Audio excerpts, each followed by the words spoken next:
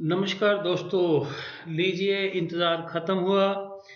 फिर एक बार आपके सामने फाइनेंशियल ईयर 21-22 और असेसमेंट ईयर 22-23 के लिए सैलरी स्टेटमेंट बनकर तैयार है। आप इसका प्रयोग अपने टैक्स कैलकुलेशन के लिए कर सकते हैं। पिछले 7 सालों से इस स्टेटमेंट को, इस सॉफ्टवेयर को प्यार देने के लिए बहुत-बहुत धन्यवाद। लीजिए आपके सामने ये सॉफ्टवेयर है, इसमें आप कैलकुलेट कीजिए अपना टैक्स। चाहे आप पुराने डिज़ाइन से कैलकुलेट करना चाहें, चाहे आप नए डिज़ाइन से कैलकुलेट करना चाहें, दोनों तरीकों से टैक्स यदि आप कैलकुलेट करना चाहते हैं तो आप अपना टैक्स इसमें कैलकुलेट कर सकते हैं। मैं आपको एक ओवरव्यू दे देता हूं कि कैसे इसका यूज़ करना है और अपना टैक्स कैलकुलेट करना है। हालांकि इस पिछले 7 सालों से आप इसे इस्तेमाल कर रहे हैं, ये बिल्कुल यूज़र फ्रेंडली है। मैं आपको इसका एक छोटा सा ओवरव्यू देता हूं जिससे आप कैलकुलेट कर पाएंगे टैक्स अपना न्यू डिज़ाइन से और ओल्ड डिज़ाइन से। आपने इसमें सिर्फ अपने येलो कॉलम्स को ही चेंज करना है, येलो कॉलम्स को ही फिल करना है। Let me show you. यहाँ सबसे पहले आप अपना नाम लिखेंगे, जो भी आपका नाम है। मैंने अपना नाम भर दिया। आपकी पोस्ट, पीजीटी, टीजीटी, लेक्चरर, जिस भी पोस्ट पे आप हैं, आपका डिपार्टमेंट, जिस भी जगह से आप बिलोंग करते हैं, जिस भी इंस्टीट्यूशन में आप जॉब कर रहे हैं, वहाँ का नाम लिखेंगे। यहाँ पे अपना पैन नंबर फिल करेंगे, जो भी आपका पैन नंबर है वो आप यहाँ पर फिल करेंगे इस कॉलम में। देन यहाँ पे आपकी एज आएगी, क्योंकि 60 साल से ऊपर वालों के लिए टैक्स स्लैब थोड़ा सा डिफरेंट है उनके हिसाब से, जिनकी एज 60 साल से कम है।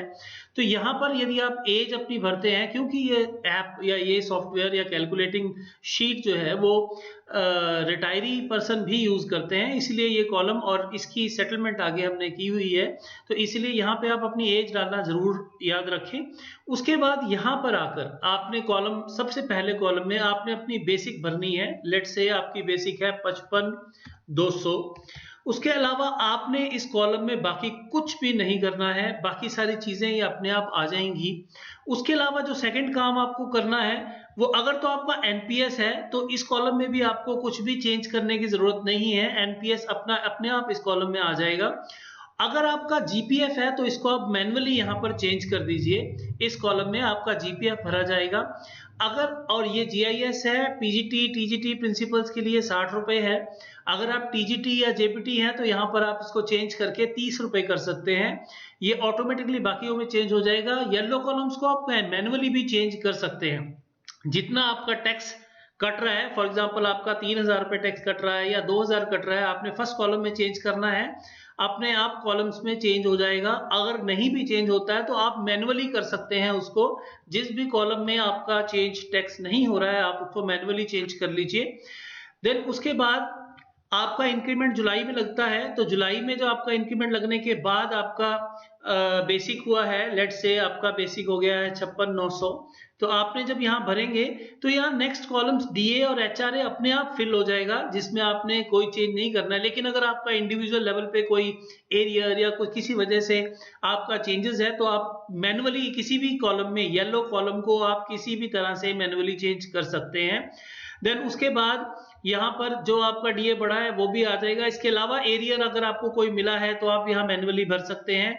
एजुकेशन अलाउंस, फॉर एग्जांपल आपको 2 बच्चों के लिए एजुकेशन अलाउंस मिलता है तो आप यहाँ पे इसको भर सकते हैं।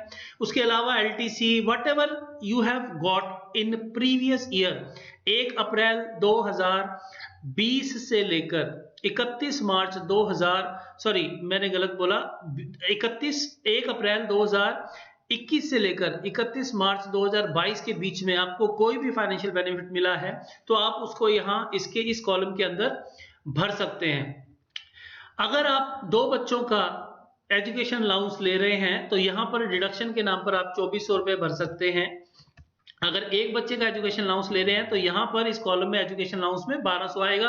अगर आप इस क्लिप पे जाते हैं तो साथ में डिस्क्रिप्शन लिखी हुई भी आती है, यहाँ पे आपके पास लिखा हुआ है कि either 1200 education allowance for 1 child and withdrawn and 2400 withdrawn for 2 child.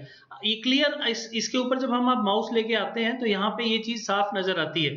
House rent allowance अगर आप ले रहे हैं तो उसकी डिडक्शन आप यहाँ भर सकते हैं। लेट से फॉर एग्जांपल हम अगर 5100 भरना चाहते हैं, 2000, वट एवर जो भी आपकी डिडक्शन है आप यहाँ भर सकते हैं। उसके अलावा नीचे अगर आपकी कोई हाउस प्रॉपर्टी से इनकम है उसको यहाँ भरिए, कई और इंटरेस्ट इनकम है आपकी तो यहाँ भर सकते हैं। उसके अलावा आपके यहाँ एनपीएस और जीपीएफ ऑटोमेटिकली उठा लेगा।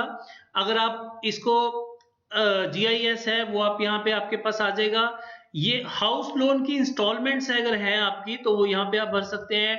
बच्चों की ट्यूशन फीस यहाँ भरी जा सकती है। लेट्स से आपने 56,000 what ever in your case में भी आप यहाँ पे इसको फिल कर सकते हैं। पीपीएफ में अगर आपने कुछ जमा करवाया है तो आप वो जमा लिख सकते हैं।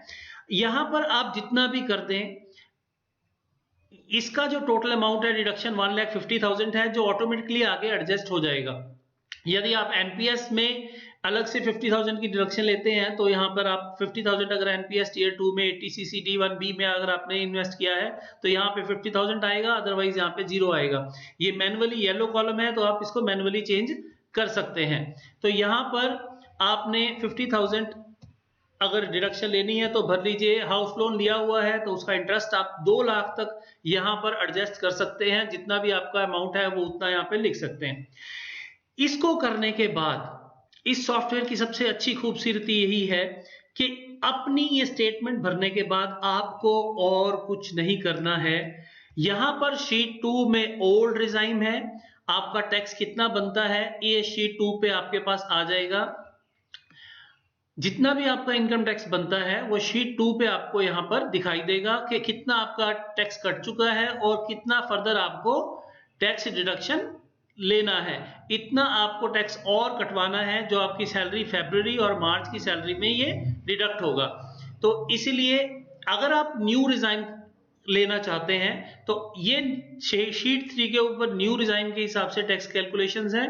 तो आपको जो भी सूट करता हो, अप्रोक्सीमेटली अगर आपने हाउस लोन या अगर आप सिर्फ 1.5 लाख तक की डिडक्शन ही लेते हैं या ज्यादा से ज्यादा 2 लाख तक की डिडक्शन लेते हैं तो अप्रोक्सीमेटली 11 या 12 लाख तक ओल्ड रिजाइन सूटेबल रहता है, जबकि उसके बाद न्यू रिजाइन सूट करता है। लेकिन अगर आपकी डिडक्शंस और ज्यादा हैं या होम लोन आपने लिया हुआ है तो इस सॉफ्टवेयर में अकॉर्डिंगली आप चेक करके ही ये डिसाइड करें कि आपको न्यू स्कीम चाहिए या ओल्ड स्कीम। शीट 2 पे ओल्ड स्कीम के हिसाब से कैलकुलेशंस होती हैं और शीट 1 में ये देखिए यहाँ लिखा हुआ है ओल्ड स्कीम, और शीट 3 पर न्यू स्कीम के हिसाब से कैलकुलेशंस होती हैं।